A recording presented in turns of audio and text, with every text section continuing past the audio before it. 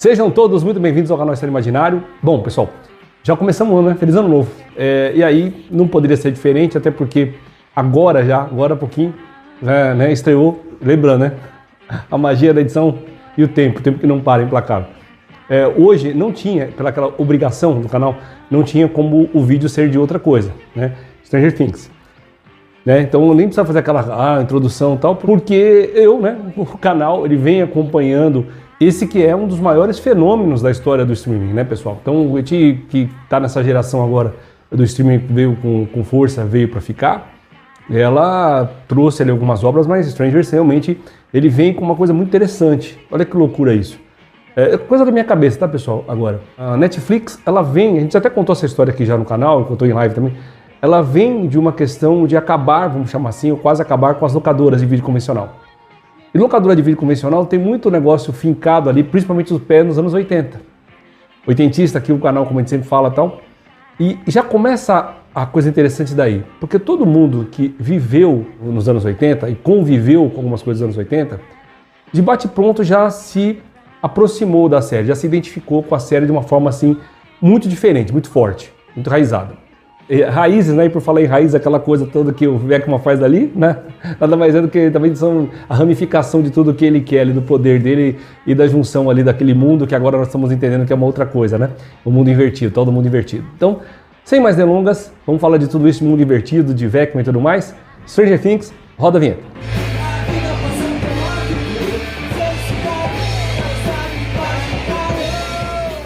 Bom, pessoal, voltando aqui então, é o seguinte. Vamos pegar aquela ligação que eu fiz ali no começo do vídeo em relação à locadora de vídeo, Netflix tal, e ter um sucesso desse. Então vamos lembrar, ali a gente que é dos anos 80, quem não viveu isso, gente, é uma coisa bastante mágica, bastante interessante, que é um lugar de convívio, né? De conversa, de trocar ideia. Não lembro, não vou nem falar que raramente, não lembro de grandes discussões. A gente fez amizade agora com o Gilberto Charada, que tem a locadora até hoje, ela fez 30 anos, inclusive, a locadora dele, e ali ele teve algumas discussões, né? Ele não é radical, não, mas ele tem uma posição muito firme, e ali, pela posição dele, né, as pessoas ali acabavam tendo uma discussão. Mas o caso dele é um caso mais raro, que eu fiquei sabendo só agora, né?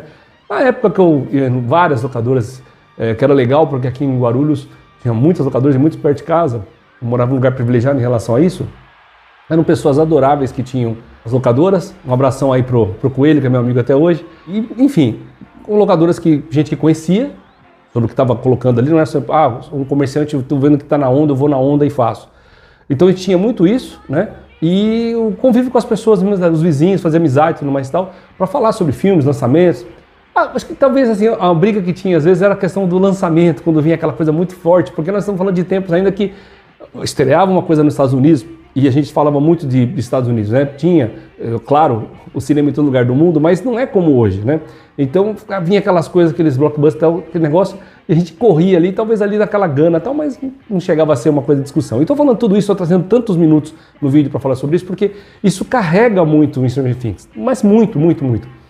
Por quê? Porque você tem exatamente essa ambientação, né? A série se passa em 83 e ela é trazida, depois passa-se alguns anos ali para acompanhar até o crescimento do pessoal. E não foi só isso, teve greve, tem um monte de coisa no meio aí, teve um monte de coisa no meio mesmo que atrapalhou ali, vamos chamar assim, a produção e tudo mais, e a confecção, vamos chamar assim, da série. Então, se acompanha ali, mas ainda dentro daquela década, o que acontece ali com o pessoal de Hawkins, né? A cidade ali que é onde se passa tudo. Bom, então vamos fazer um salto, dito já essa monte de filosofada que eu dei aqui, esses comentários, não foi filosofada agora, né, pessoal? Foi mais dados mesmo em relação a quem viveu isso lá no passado. Aí a gente tem o público, que é em cima disso que eu expliquei até agora, e o mais impressionante é que o público novo abraçou demais. Abraçou demais. Eu já vi que a maior parte das pessoas que estão indo em, né, essas fast food aí para pegar o lanche específico comemorativo, não são do pessoal de mais idade, é o pessoal mais jovem que foi atrás, né, gostou, se identificou também de uma forma, olha que loucura, de uma forma igual, não é diferente, é uma forma igual, porque as coisas boas, elas nunca envelhecem, né, pessoal? Clássico é clássico. Então, a gente tem esse fenômeno do streaming, esse fenômeno por conta dessa questão de pequenos, médios e grandes, né? O pessoal de 6 anos de idade a 250 anos de idade gostam da série. Bom, colocado tudo isso aí, vamos lá pro cerne da questão. Não vou explicar, porque a série que já tem vídeo aqui falando sobre isso, mas a gente chega então nessa divisão, uma coisa também de volume 1, volume 2, era muita coisa dos anos 80, né? Quer que seja em filmes, quer que seja em discos, LPs e tal, então também foi uma pegadinha muito legal. Então nessa quinta temporada, que é a última temporada, que foi dividida ali no volume 1 e no volume 2, nós temos os 3 episódios agora que estrearam agora no Natal, vamos ter o que vai estrear agora nessa virada de ano. E nós estamos então indo ali para a última badalada, né, notúrnica, como vocês viram, o Beto Carneiro, o vampiro brasileiro, a última badalada ali do relógio de Hawkins, né, e isso tem muito a ver porque tem uma coisa de divisão de tempo ali, tem uma coisa de viagem, vamos chamar assim, que é muito interessante. Então, nós estamos nessa reta final, onde tudo que foi construído ali, vamos chamar assim, vai para o seu ápice. Um comentário aqui, gente, que em relação aos 3 episódios, eles foram honestos, foram bons, tal, mas eles não me empolgaram. Até eu falando de ápice, eu acho que todas as outras temporadas, por maior ou menor intensidade, tem ali aquele momento de êxtase, aquele momento que chega uma coisa ali. Esse parece que ficou meio morno, até com aquela coisa, sabe, entre Mortes e Feridos e Salvador-se Todos, até aquela coisa do gancho, pô, será que a pessoa vai pro vinagre ali e tal?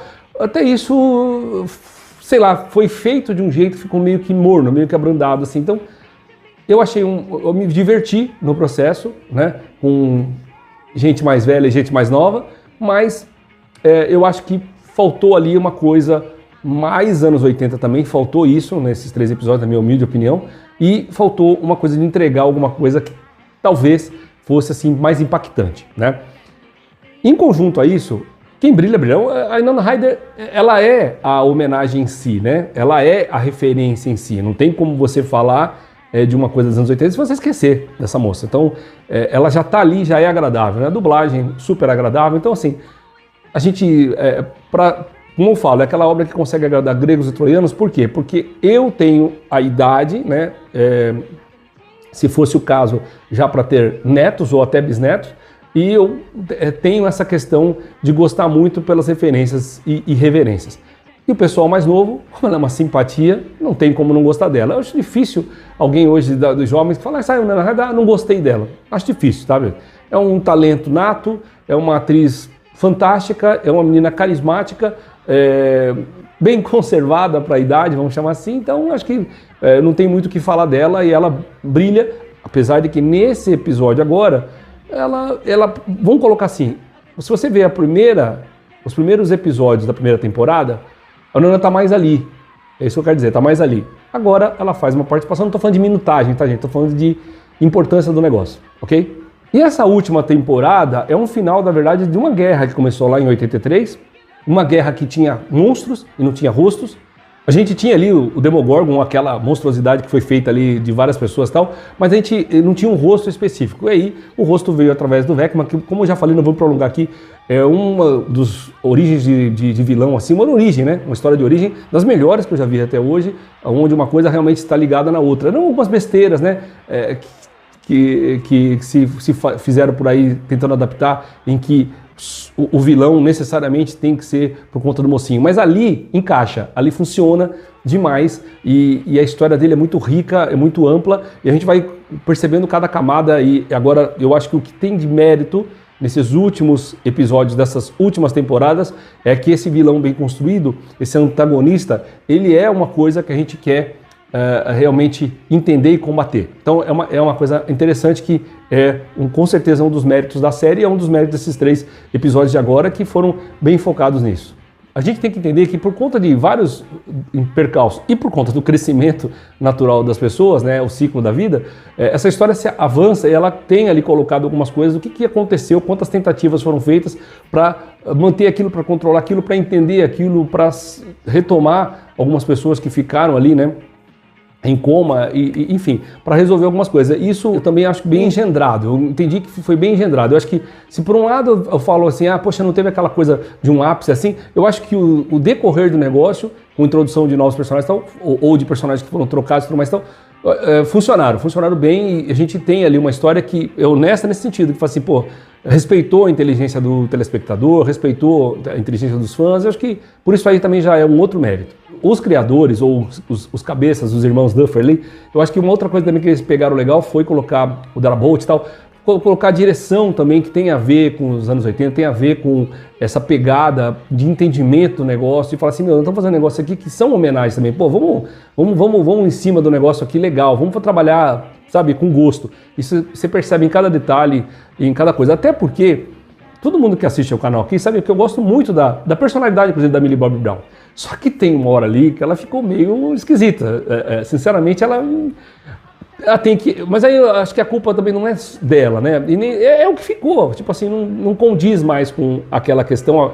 A questão não é física, tá, gente? Mas a interpretação dela ficou meio esquisita pra mim, que gosto dela. Então, eu posso falar porque eu gosto muito dela. Então, ali me dava uma estranheza cada vez que era a cena dela. Porque pareça, ela que é a principal, né? Que é a heroína, inclusive, não é tão ruim quanto a irmã dela. Que, nossa, era duro de aguentar, gente. Nossa, meu Deus do céu. Eu não sei se eu peguei um asco dela assim por causa do roteiro, que tá muito bem escrito, porque se eu tô pegando uma coisa que é pra acontecer, então tá legal. Ou se é atriz, ou se é, sei lá, ela é esquisita mesmo, mas enfim. Tirando isso, você vê que o pessoal tá ali com gosto, tá abraçando a causa também. A gente percebe também que o Will, que tinha todo aquele mistério lá na primeira temporada, o Will volta com tudo, ele volta, e eu sentia falta disso, eu achava que tinha que haver com ele sim, né? Eu acho que, literalmente também, a série ramificou para o que tinha que ramificar. Ela precisava ser rica nesse sentido, ela não podia ser de uma coisa só. Mas eu achei que fiquei preocupado uma hora que ele ficasse a escanteio. Às vezes acontece porque outros se sobressaem mais, mas ali eu estava achando que era porque a história estava indo para muitos lados. Tanto que, vocês lembram, né, pessoal? Era Califórnia, Rússia, Hawks, não sei o quê. E aí agora ficou aquela coisa mais condicionada ali, a questão mental, a questão do intramundos mesmo, a questão do intra-universo. Acho que isso trouxe a coisa de volta, isso é outro mérito, né? Ela expandiu quando teve que expandir, teve ali uma barriguinha ou outra e ela voltou, né? E condicionou tudo na mesma caixinha ali para a gente entender melhor. E parece que o desfecho vai ser, com certeza, se não épico, se não de ápice, vai ser um desfecho, pelo menos que vai entregar algo interessante pra gente, vai deixar saudades, creio eu, tá? Creio eu. Uma outra coisa, eu falei de blockbuster, né? Um termo muito utilizado também nos anos 80. Cada um desses episódios agora, dos 3, mais depois o último lá, eles têm orçamento de cinema, tá, gente? Então, está ali. Eu até vi um cara falando uma coisa interessante, pois tem vezes que você tem um orçamento alto e você não vê isso na tela. Você vê, tá ali, nos efeitos especiais, na fotografia, na música, no arranjo, entendeu? Na ambientação, tá tudo ali. A gente fica imerso mesmo dentro dessa proposta. Eu chamo aqui de hipnose, o Pennywise chama de vem pra luz, né? E o Venkman fala assim, entra no transe aqui comigo. Então assim, a gente sente isso, a gente sente muito isso e o outro mérito da série. Então o que eu tô falando, eu vou ficar falando de demérito, não é...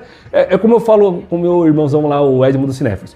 Poxa, cara, o negócio que tá, a obra tá legal, criou-se ali uma coisa num contexto original, baseado em um monte de referência e tal. Aí falar, criticar é fácil, né? Eu quero ver fazer. Fazer foi os irmãos ali que fizeram. Agora a gente faz um comentário ou outro, então não pode ser muito pesado também não. E uma coisa, eu vou aproveitar até esse comentário aqui que eu falei do Pennywise, gente, eu acho que assim, quem está fazendo uma comparação nesse sentido, é estranha a comparação, porque, primeiro, estou impactado aqui que Bem-vindos a Derry é uma coisa sensacional, é uma das melhores coisas que eu vi na televisão, ponto. Mas Stranger Things faz uma homenagem, inclusive, ao Stephen King, inclusive a Pennywise e tudo mais, e coisa e tudo mais, e nevoeiro e tudo mais, tá ali. Essa é a proposta. E por isso, em cima de novo, entendeu? Mérito de um, mérito de outro. Não tem, isso aqui é menor. Não. São grandes. É que, por preferência, eu acabo gostando mais do Derry, porque realmente me impactou mais. Só isso, mais nada. Mas não que a outra obra é menor, na minha opinião também, né? Sempre, de fã para fã. E claramente, obra cinematográfica, produção cinematográfica, custo, né? Mas a duração também, gente. São episódios que são filmes, né? Filmes de mais, episódio de 1 hora e pouco, então um grande final, com certeza, pra mim, eu estava até falando pra Nádia, olha, eu acho que vai ser umas 2 horas, e que bom que seja, porque a gente não vê passar, né? Então, para um desfecho, não novelesco, não é isso que eu quero falar, mas um desfecho que seja honesto, que deixe saudade, eu acho que é por aí. A gente tem que entender que, fora os problemas, foram uma gravação intensa, foi uma pós-produção, uma edição que é uma das mais complexas de todos os tempos, então, isso é feito, aí eu falo com gosto. Que bom, gente, que bom. O dinheiro investido tá ali para diversão nossa, até pra gente rever depois, tá, gente? E, obviamente, que se você faz se você rever um episódio do Stranger Things, ou você vê o Protetor, do desenho, mais uma vez, eu vejo o Protetor, mas isso também não é fazendo uma questão de desmerecer a obra, é somente uma posição de gosto, só isso mesmo. Eu entendo que esse vídeo aqui, pessoal, ficou um pouco diferente dos meus, porque ficou com mais um blá blá blá, né? Do que realmente aquele conteúdo de pegar alguma coisa, né? Deixar alguma coisa didática. Mas acho que também tem essa parte, né? Da conversa, da virada do ano, aquela coisa toda, de a gente pensar a questão dos anos 80, de passado e tudo, tentar viver o melhor, né? Dos mundos, né? Nós estamos falando aqui de tantos mundos. E aí, eu fico imaginando o seguinte, será que vai deixar saudade para você? Para mim, acho que vai deixar saudade porque é uma saudade boa, né? Como eu falo, não é aquela melancolia, né? É aquela nostalgia, né? Apesar que, se for ver ali esse sinônimo de palavra, acaba sendo uma coisa que tem um certo pesar às vezes, mas não é essa, é nesse sentido, aquela boa lembrança. Bom, melhorei a questão aqui. Uma boa lembrança, eu acho que tem que trazer boas lembranças e tal. Os clipezinhos, é lógico, eu já vejo no YouTube direto, né, de várias partes boas e tal de Stranger Things. Então, eu acho que o YouTube hoje e tudo mais tal, não deixa de ter, o próprio serviço streaming não deixa de ter essa coisa passada, assim, a gente consegue rever, isso a gente mata ali a saudade, vamos chamar assim, né? Eu não acho, como alguns dizem, que o Stranger, eles remodelaram a forma como você vê streaming. Não, o streaming é isso que nós estamos vendo agora. São novidades com velharias, com coisas assim que são recicladas. Então acho que não reinventou a roda, nem o fogo, nem pôs o ovo em pé, não é nada disso. Mas eu acho que é uma coisa que vai marcar a época assim, interessante, falando de outra época. Bom, deixe seus comentários aqui, ajude o canal, se inscreva no canal, curta o canal, compartilhe cada vez mais. Continue em 2026 apoiando aqui o canal. Não é mais, porque já apoiam pra caramba, então mas continue repassando aí, compartilhando com outras pessoas pra gente aumentar cada vez mais a família aqui. Tem a família lá da Eleven e a família aqui do Jefferson do Estádio Imaginário, tá bom, Jeffão aqui? Bom, nós vamos conversando e dito isso, eu vou ficando por aqui agradecendo a sua paciência, a sua audiência, ao prestígio das vídeos do canal e deixando aquele valeu, pessoal, aquele valeu lá no mundo invertido, aqui nesse mundo, no intramundo, no extramundo, tudo que é lugar, tá bom, gente? Valeu! E a nossa amizade sempre vai ser a mesma em qualquer um dos mundos. Valeu, pessoal, valeu!